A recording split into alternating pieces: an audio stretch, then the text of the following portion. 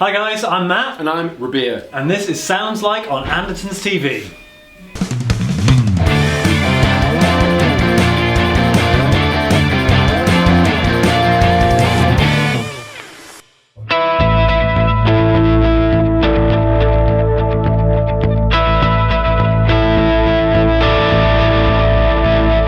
Matthew, I like you. I like you too. And that's who we're going to sound like today. Yes it is. We are going to attempt to sound like the Edge of U2 on a budget. Which is a tall order. It's taller than me, I think. Yeah. It's a very tall order. Hopefully a lot of you guys have seen It Might Get Loud.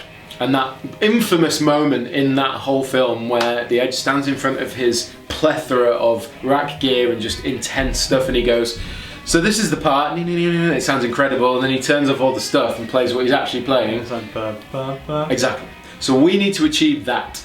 So, and that is, it is one of those guys where it's all about the sound, and it's a high fidelity, really detailed, really like specifically written for every single song, every single part. It's like similar to Mike Einziger in that we need to find the right sound. And all that comes down to is the gear. So we're on our £1,500 budget, which you may say, oh, that's a lot of money, but it's not a lot of money. No, it's not. Not for trying to achieve a sound that is as high fidelity as that we can kind of pull off somewhere close to. It's giggable and it's an entire rig. Yeah, you need to be able to fit it in your car, but also go and play a nice, decent venue with it. So you never know. We'll probably be on the edge of our budget, but let's go and find out.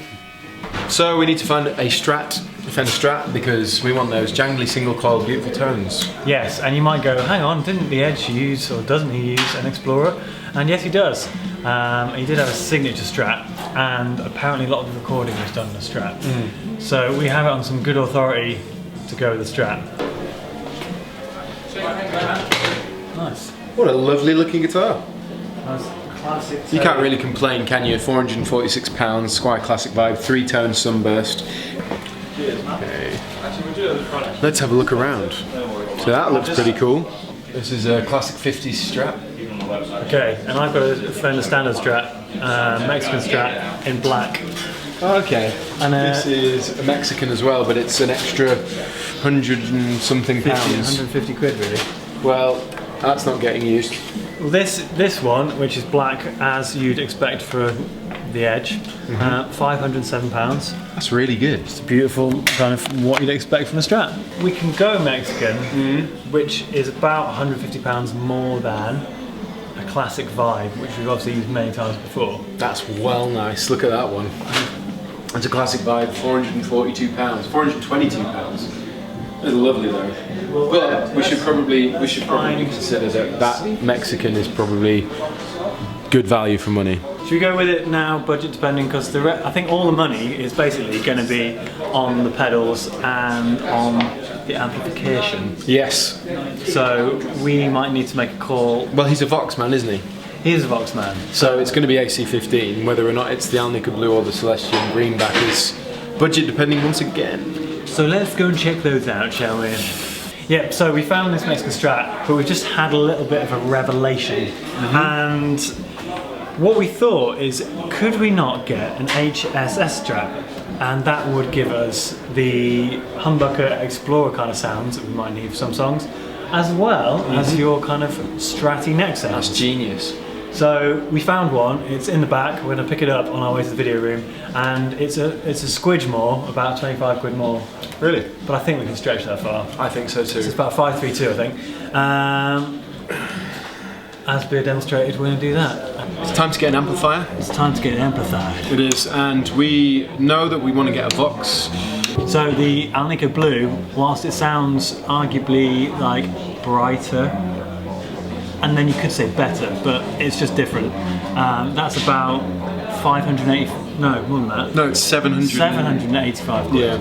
Which is a huge chunk of our budget. Yeah. So maybe we just get the greenback. Has it got a greenback in it? Can you see?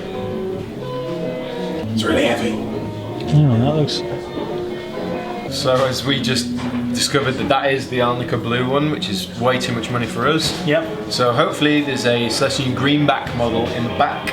Yep. So we'll grab that at the same time as grabbing the HSS Mexican Strat. So the last thing we need to do is get the right pedals for the Edge. Which is probably the most fundamental and budget consuming part of it, but we have about Well, just under 500 quid left. 420 quid, about that. Okay. Well, oh no. This is a difficult one. You know when we said we had a budget that we were trying to respect and make sure we didn't, you know, completely rinse? Well, we thought we'd go, these are the cheapest pedals on the market currently. This is Strymon, only £300. It's the Strymon Dig. It's not the cheapest pedal, but they are. But however, if there was ever a pedal to sort of encompass what the Edge is about in terms of a tone of delay, it's probably that pedal. I mean, yeah, and we need to like achieve. He uses like 2 delays as well, and as well as some modulation. This has dual delay, and you can control the 2 times, which is great. It also has inbuilt modulation. It's Strymon built this for the guys that love the 80s, like rack processing delays and stuff like that. So which is what the Edge is all about. Yeah. So we have it on really good authority, and we have a little bit of experience with this one. That we will get really close. Yes. So it may sound a lot. Yeah, I mean, you might call it unnecessary, but it's either this or 2 delay pedals, which is probably going to come around the same sort of price as this. So yeah, plus modulation, swings and roundabouts, rings and swoundabouts. But we need a reverb pedal as well. Yes. I recommend the Boss RV6 because it's fairly priced and it's got lots of different effects and different types of reverb. Yeah, and we could also do with something to push things just a little bit to get us a little bit of like a clon. Something like that, but that's too expensive. Like a MXR micro amp. Like an MXR micro amp. That's a great pedal. Who'd have thunk it?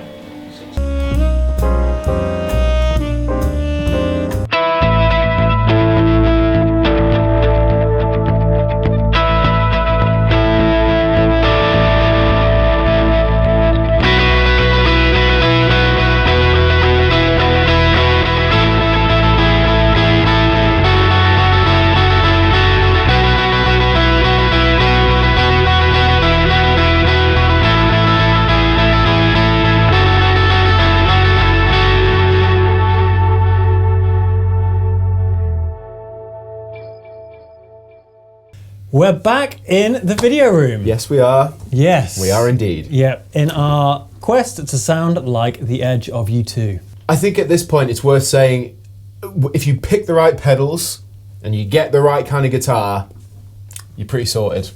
That is obviously assuming you do that. Yeah. So obviously, That's what we're trying to do. What have we got? What have we got? What we've got is, as you found, really good idea. So we've got the Mexican HSS Fender Standard Strat. Yes. So HSS being humbuckers, 2 single coils. It's the same as a normal Strat, except for the fact it's got a humbucker in the bridge. So everything else is the same. Yep. About 530 something quid, right? 536, I think. There you go. So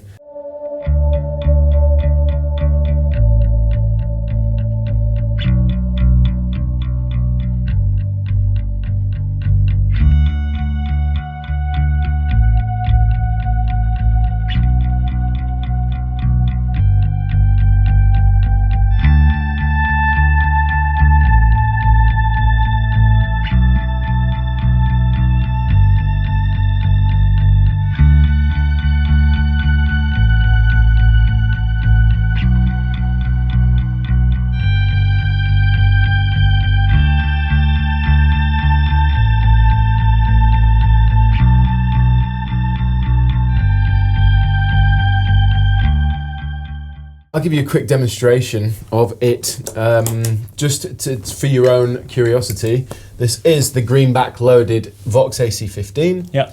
and we're running it straight into the normal input. So Yes. there's no top boost on it, it's just the normal input. There might be a touch of reverb on it, but this is what you're going to get.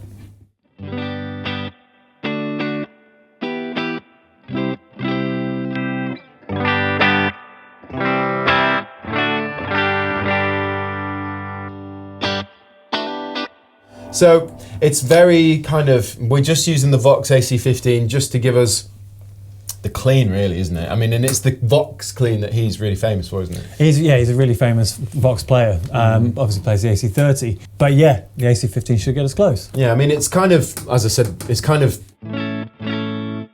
uninspiring, really. It's only until you put, because we were saying in the store, we need some sort of mild push, mild distortion. Yeah.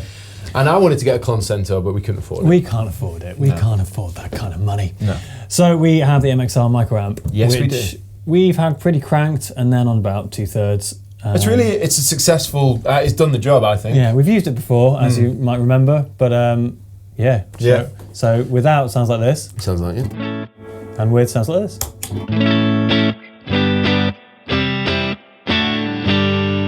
And on So it's just pushing it a bit. Now this is on full. on full. Obviously that's neck if I put it on the bridge.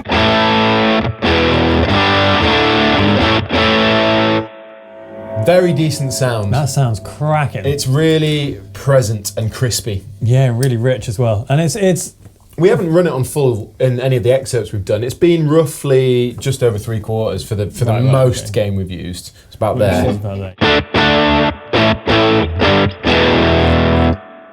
There you go.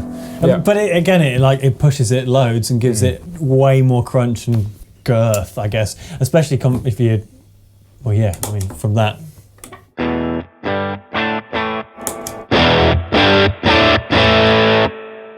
They did a good job with that pedal. Yeah, it sounds great, and it's just the simplest thing in the world. It is. Now, normally we would go in the signal chain, in the path of the signal chain, but I think we should save the best till last. I think we should too. Because that's the moneymaker right there, that pedal. So, however, it is worth saying that we got the RV6 by Boss, which is a reverb pedal. But the great thing is, and kind of luckily for us, it has built-in Shimmer, which we have used quite extensively. yeah, it's been really, really handy actually. So, as we all know, we've used it many times. The RV6 is it's one of the more recent reverb pedals that Boss brought out, and it does lots of cool stuff.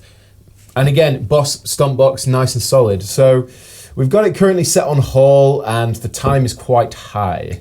So, this is what we've got just with the micro amp and the RV6.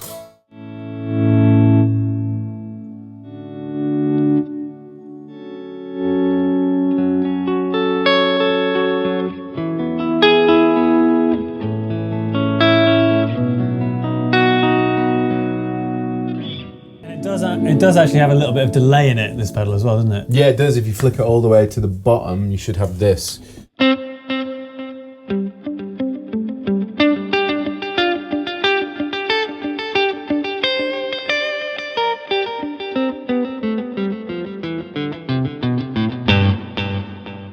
There you go. So actually, it's super, super, super versatile, and calling it maybe just reverb was a bit of an undersell. Yeah, and it's a stereo pedal. You got 2 in, 2 outs. Yeah. So that's mega handy for those who use stereo rigs. Hours of fun. Yeah.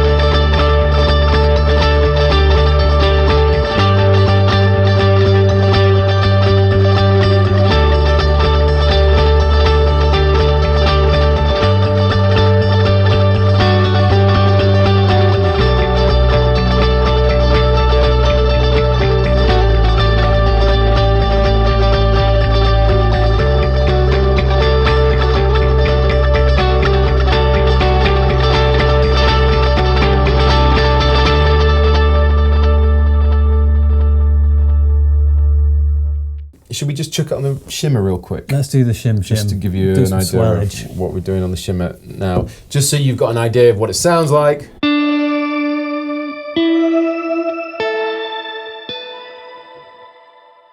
And it's there, it's subtle. I like the way it fades in as well, and obviously it really is affected by the tone control. So if I put the tone right down.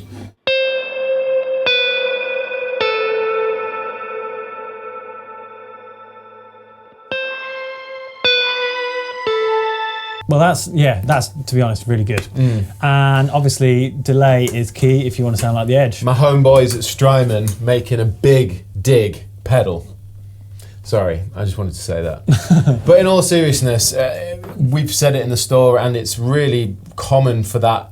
You know, Strymon made this pedal for those guys that like the 80s rack delays and all that kind of stuff. And there's you've got loads of cool features on it, different subdivisions. You've got the golden ratio, which is a little swirl there, and you get control over both mixes. It has secondary functions as well if you hold both foot switches, and you can change like the type of decay and all that kind of stuff. It's very versatile.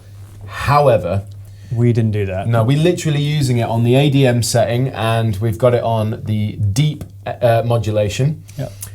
And yeah, that's essentially it. We've been riding the repeats, and we've been riding the time very mildly for different excerpts. Yep. But all in, all on this kind of sound.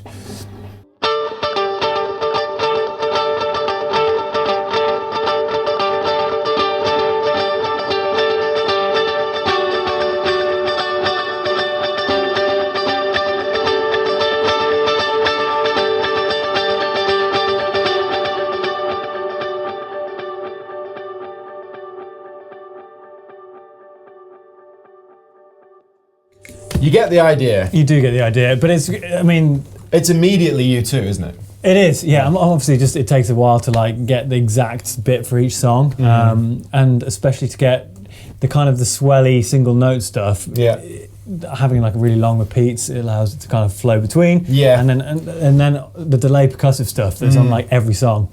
Yeah, I mean, like for example, when we did With or Without You, we cranked the gain on the MXR to give us more sustain. Yeah. And then something really cool that I enjoyed doing was if I go to the Shimmer setting, roll off the tone, and then we add that back in, and we did the intro. Obviously, Matt was playing the bass, and I literally hit the note, and then I brought in the swell, and then I actually turned the tone up, and that's how I faded in the shimmer like on the record. Yeah. So if I do...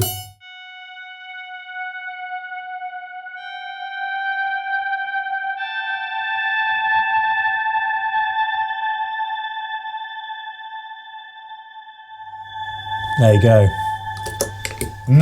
But I think we were saying this rig, for anyone who's kind of into their more like ambient music, anything that's nice and clean, like and us, really airy. Yeah.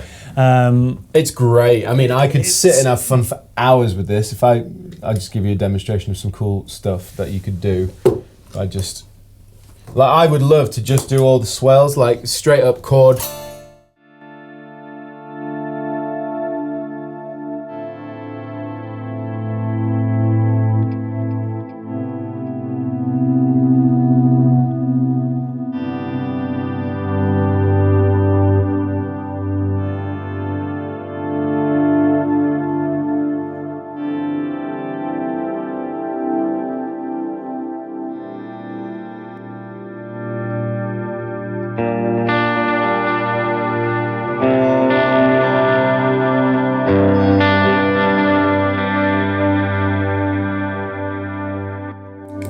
It's hours of fun. Literally hours of fun. Yeah. But no, it's great for all that. And I think what I like about this rig is that it's really nicely balanced in terms of, sometimes we spend 800 quid on an amp, and then we've got, we need a cheap guitar and like some cheap pedals. You are right, actually. It's fair budget appliance to each. Yeah, we've got about gear. £500 on pedals, £500 on guitar, and £500 on the amp. Yeah, I think loosely. Yeah.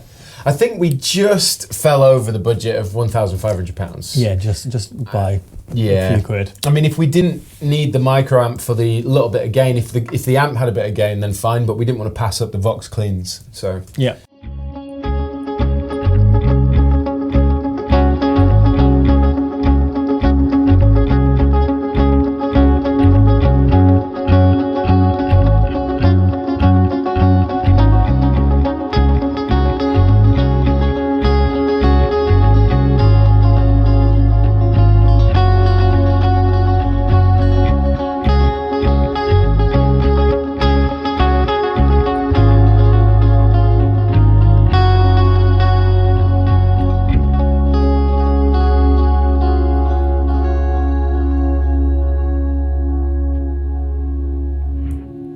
pushed us over by roughly 90 to 100 pounds. Something in that region. But there you go. That's our attempt at getting some edge tones, isn't it? It is, yeah. So as always, let us know what you think. If it was good, if it was terrible, or if it was just plain average. I personally love this kind of setup, all for the atmospheric tones. It just inspires me so much when I hear stuff like that. So of course, and it's all really like, it's just solid gear. It's just all good. Nothing's cheap. There you go. And we'll put all the links in the description box below. Yes, and keep the suggestions coming. Let us know what you'd like to see, who we haven't done yet, and on that atmospheric note, I've been Rabea. And I've been Matt. And this has been Sounds Like on Andertons TV.